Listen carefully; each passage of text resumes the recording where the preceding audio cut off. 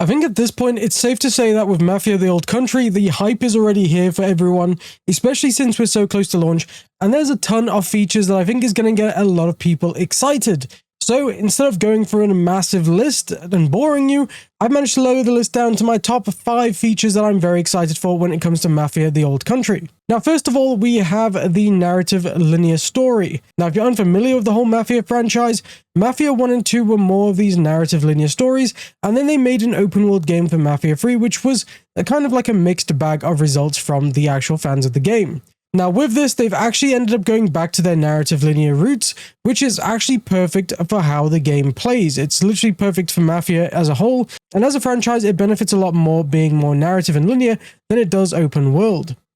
One thing I actually really like with this though is that you actually get to see how Enzo's journey starts. You go from literally nothing to a member of the family, and it's going to feel more gritty and mature, which is something you'd expect from a Mafia title. When you open the game for the first time, you'll also be greeted with 3 difficulty options for you to pick from, and that then will obviously change how long the game will be. I estimate from what I've read and seen about the game that it will actually be about 15 to 25 hours long, so it will actually be quite nice to just be able to finish within like 2 weeks or so. For those who are like parents and just working through the week, it's going to be quite a nice game for you just to sit and chill through. I have also seen that once you finish the prologue, there's also an explore mode, which will actually be expanded upon post-launch in future updates.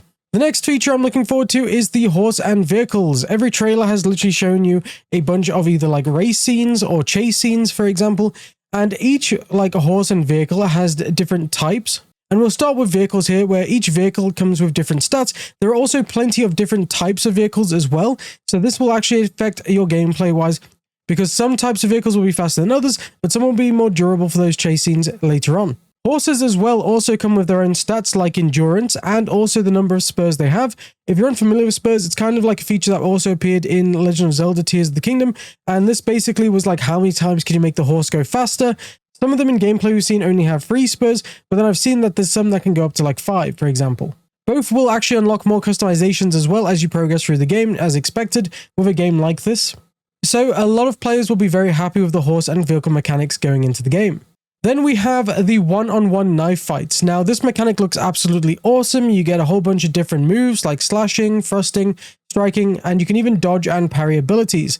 Of course though, parrying is also limited to certain attacks, so if your opponent is doing a heavy attack you can't parry, you're going to have to dodge those, but you can parry the normal attacks as well, just like a very cool one-on-one knife fight, which I haven't seen in games for quite a while. There are actually 3 different classes of knives.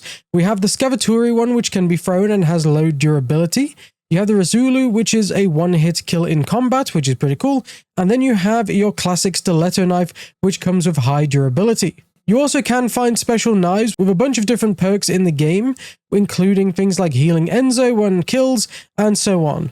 While you're playing through the game, you can only carry 1 knife at a time, and each knife has durability, so when that gets low, you can then repair it using whetstones which are found in the world. Apparently you can equip any DLC knives after Chapter 2 in the story. DLC knives here would count as anything from the Deluxe Edition or the pre-order packs. Unfortunately for a lot of you, at launch there will be no photo mode. But you can actually use an antique camera to take photos of the scenery at certain narrative points in the story. Enzo is actually encouraged to take photos of the environment during certain points of the story using this antique camera, and I have read that they are planning to do a photo mode after launch, so keep an eye out for that. The next one is the typical stealth gameplay. They don't do anything new here, but it's nice to see them actually just do something well. It's like when Hogwarts Legacy came out, I said that that game did nothing new, but it did everything old right. And that's exactly what they're doing here with stealth gameplay. You've got the boxes you can hide bodies in and different areas. You can then choke enemies out or choose to instant knife kill them, which obviously then uses a lot of durability. You can also use coins and other items for distraction. It is your basic stealth gameplay, but it seems like they do it right in the correct way, so it actually feels like they've done a fantastic job. We also have another system in the game as well, which is with the rosary. This is upgradable and has different sections on it for different beads, and these beads will have different perks on them and different effects, for example, being more silent when you're crouching, or offering a whole different range of other perks as well. You can actually get some of these right at the start of the game if you've purchased the standard edition, because you'll get the pre-order bonus, because there's a special bead that comes in the Soldato pack. And then, of course, you also get some in the deluxe edition of the game as well. You will be able to unlock more of these as you progress through the game, so don't worry about that. If you actually haven't bought the deluxe edition, you'll be perfectly fine just playing through with the base edition. But that's it. It's a very quick video on my top 5 features that I'm looking forward to with Mafia: The Old Country. Let me know which feature you're looking forward to most. And also, guys, I just want to make you aware that we do have a public Discord. You can find the link in the description below. And if you join, we can talk about Mafia: The Old Country and all of the hidden collectibles and stuff like that. It'd be very cool to see how you guys experience the game compared to how I do it. So feel free to join there if you want to actually meet other people playing the game as well.